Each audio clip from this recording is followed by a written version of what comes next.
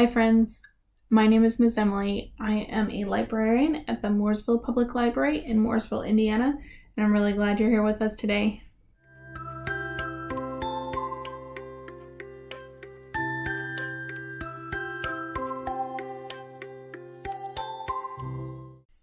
So welcome friends, we are talking about a fun activity that you can do with your family or even with your friends over Zoom, and it's called Reader's Theater. So what is Reader's Theater? Well, let's first think about what regular theater is. So what do you think about when you think about the theater? So first of all, it's a building. So you go to a place that has a stage and lots of seats. There are background pieces called sets that tell the audience where the play takes place that you're going to see.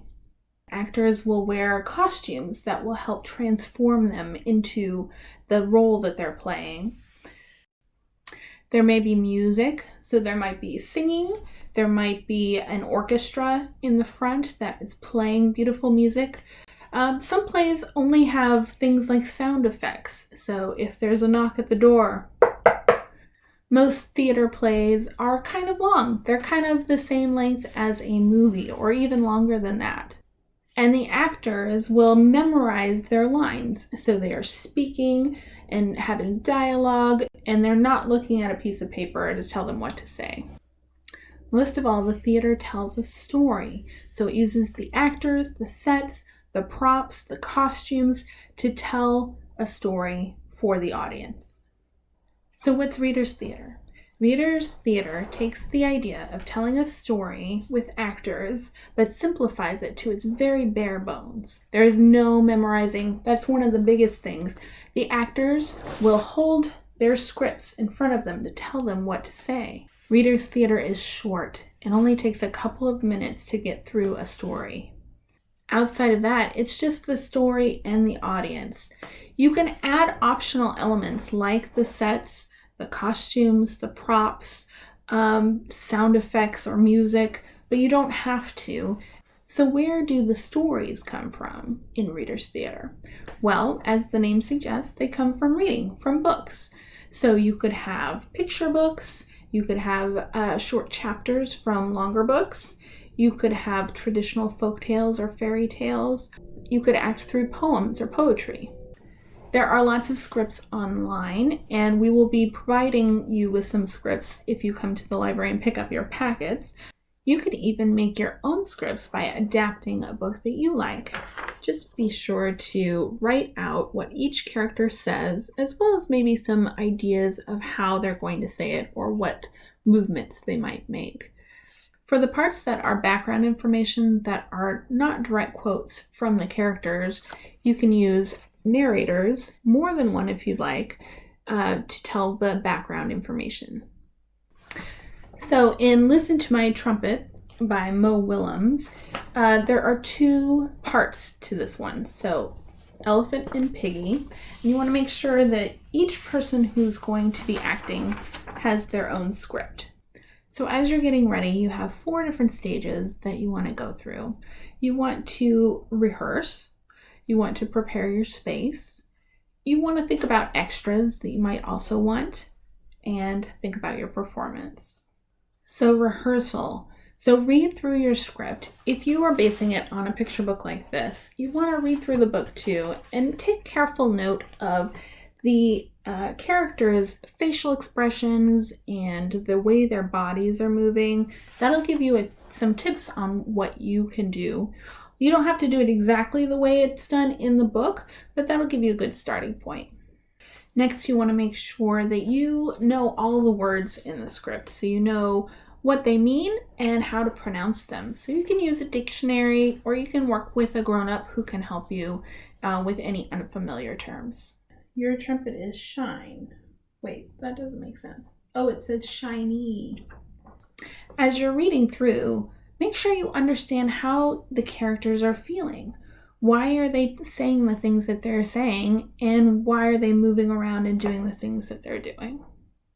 Drop! Yikes. That is not music. Gurrick! Piggie sounds like my Aunt Molly. Spack, durack, tuack, with a cold. Be sure to rehearse with your partner or the group that you're working with, so everyone says their lines in the right order and that you know where there are pauses or time for movement or things moving on and off stage. Blurk! Wait, that was not right. Not right at all. So when you know how characters feel, you can help put the emotion that they're feeling into your voice, into your face, and into your body so that the audience also understands what those characters are feeling. As with any rehearsal, the key is to practice, practice, practice. So go through it several times with your co-actors and make sure that you feel comfortable with the material and with how the play is put together. Preparing your space. So the very simplest reader's theater has the actors sitting in a circle or in a line, just saying their lines. This can still be effective. You're putting all of your emotion and feeling into the words that you're saying so that the audience can use their imaginations to see the scene instead of seeing it literally. But if you want to go deeper, you want to make sure that your space is prepared. So make sure you have an area that fits all of the actors and has enough space for people to move around, move on and off stage if they need to, that there isn't any furniture or other things on the floor that actors could trip over. Nobody wants that. And also make sure that you have a space for your audience to see you. So even if your audience is just your mom and dad, that is fine. You just need to make sure that they have a place to sit where they can see the action really well. Extras.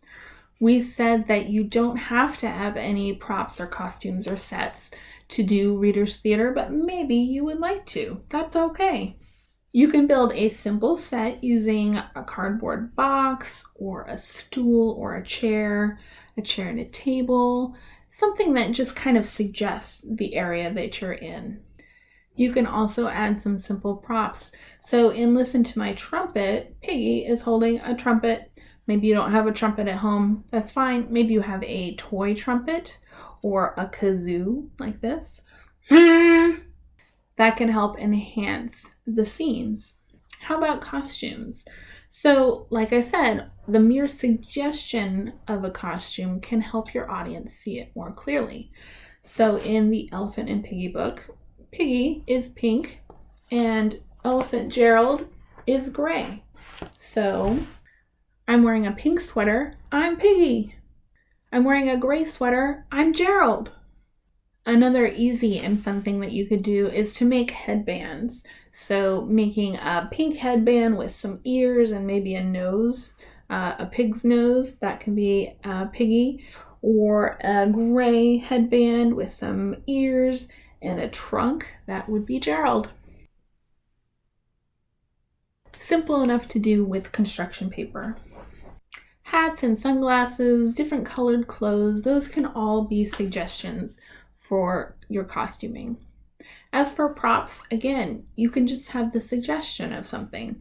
In A Big Guy Stole My Ball, you need a lot of soft balls because you're going to be throwing them at one of the other actors. If you don't have a bunch of Nerf balls at home, crumple up a piece of paper and that can be your ball. Of course, with all of these extras, they are just that, extra.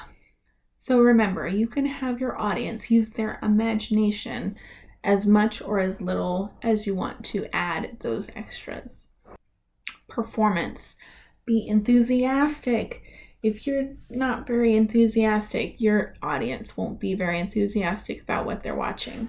Sit, sit, sit. Do not move. Sit, sit, sit. Do not move. Remember to convey your character with your whole being. You can use your face. You can use your voice. You can use your body. So speak loudly so that your audience can hear you and enunciate. That means to speak slowly and clearly so that they understand every word.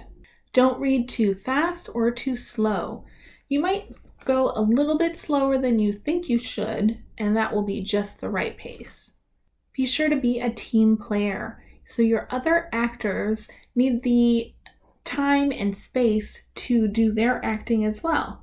So if there is an action, make sure that they have enough time to do it. So, what do you think of my trumpet? Your trumpet is... Yes. Go on. Your trumpet is loud. And your trumpet is shiny. And you hold your trumpet very well. And I'm waiting. Piggie, you are my friend, and I am your friend. So, I will tell you the truth. Your trumpet is loud and shiny, and you hold it very well. But that was not music. Sorry. Gerald, you think I am trying to make music? I am trying to speak elephant. I want to sound like you. Oh. And be sure to follow along so that you're not lost when it's time for your part. If something goes wrong during the performance, which it may or may not, Elephant. you have two different options for that. You can ignore it, pretend it didn't happen. That's fine. Or you can incorporate it into what you're doing. The easiest thing to do is just ignore it. Don't forget to say the end at the end of the performance and take a bow with your other performers so that the audience can appreciate you. The end. The biggest reminder about a performance is to have fun. The more you have fun, the more your audience will enjoy the play. So when you stop by the library, you will have a chance to choose which main script that you get. So that'll be a picture book adaptation, something like Who Wet My Pants, Goldilocks and the Three Dinosaurs, Creepy Pair of Underwear, or one of several Elephant and Piggie books. There will also be 2 additional scripts based on fractured fairy tales or funny stories. There's also a sheet of tips and tricks that will help remind you what to do when you're preparing, rehearsing, and performing, as well as a little sheet that gives you how to be a Reader's Theater superstar. I hope that you are able to produce your own Reader's Theater and have lots of fun doing it. Thanks for watching.